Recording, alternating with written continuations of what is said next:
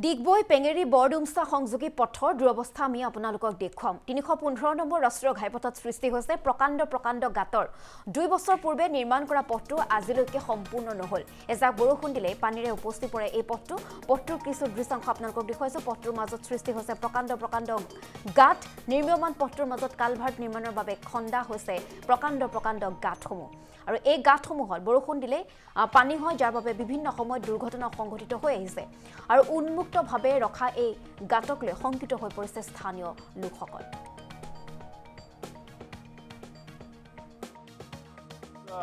পাছফালে যেটো পথ আছে এই পথটো ডিগবৈৰ পৰা বৰডুমছা পেঙেৰী বৰডুমছাৰ একমাত্ৰ সংযোগী পথ এই পথটো বিগত 3 বছৰৰ পূৰ্বে প্ৰায় মানে অসমমালাৰ অধীনত নিৰ্মাণ কাৰ্য আৰম্ভ হৈছিল যদিও আজি প্ৰায় 8 মাহ এই পথটো নিৰ্মাণ কাৰ্য বন্ধ হৈ আছে লগতে এই পথটোত আপুনি ডিগবৈৰ পৰা যেটো বৰডুমছালৈ যাওঁতে মাজত দেখিব কেইবাটাও অপৰিকল্পিতভাৱে কালভাৰ্ট নিৰ্মাণ কৰিছে যিসমূহ বৰ্তমান আধৰুৱা হৈ আছে লগতে একেবাৰে উন্মুক্ত হৈ আছে যাৰ পৰিপ্ৰেক্ষিতত প্ৰায় প্ৰতিদিনেই দুৰ্ঘটনা হোৱা নিচিনা হৈছে যদি এজাক বৰষুণ দিয়ে তাত দুৰ্ঘটনা হয় যেহেতু কালভাৰ্টটো অসম্পূৰ্ণ হৈ থকাৰ কাৰণে আধৰুৱা হৈ থকাৰ কাৰণে তাত পানী যাব নোৱাৰে তাত দুৰ্ঘটনা হয় তাৰ উপৰিও আপুনি চাব এই পথটো মানে বিভিন্ন অঞ্চলত এই ঠাইডোখৰৰ নিচিনা বিভিন্ন অঞ্চলত যাতায়াতৰ বাবে একেবাৰে হয় নাই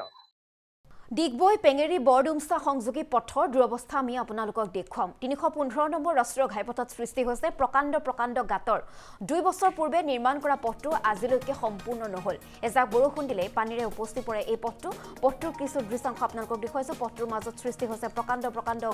গাত নিৰ্মাণ পথটোৰ মাজত কালভাৰ্ট নিৰ্মাণৰ বাবে খন্দা হৈছে প্ৰকাণ্ড গাতসমূহ আৰু এই গাতসমূহত বৰষুণ দিলে পানী হয় যাৰ বাবে বিভিন্ন সময়ত দুৰ্ঘটনা সংঘটিত হৈ আহিছে আৰু উন্মুক্তভাৱে ৰখা এই গাতক লৈ সংকিত হৈ পৰিছে স্থানীয় লোকসকল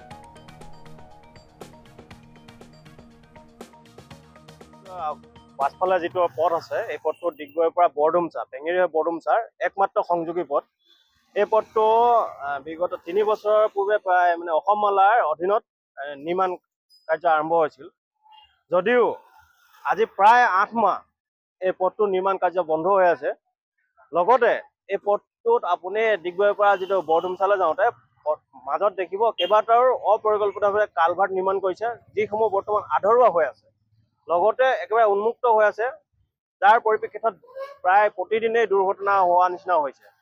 যদি এজাক বৰষুণ দিয়ে তাত দুৰ্ঘটনা হয় যেহেতু কালভাৰ্টটো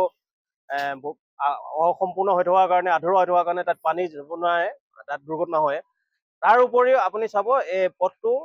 মানে বিভিন্ন অঞ্চলত এই ঠাইডোখৰৰ নিচিনা বিভিন্ন অঞ্চলত যাতায়াতৰ বাবে একেবাৰে হয় নাই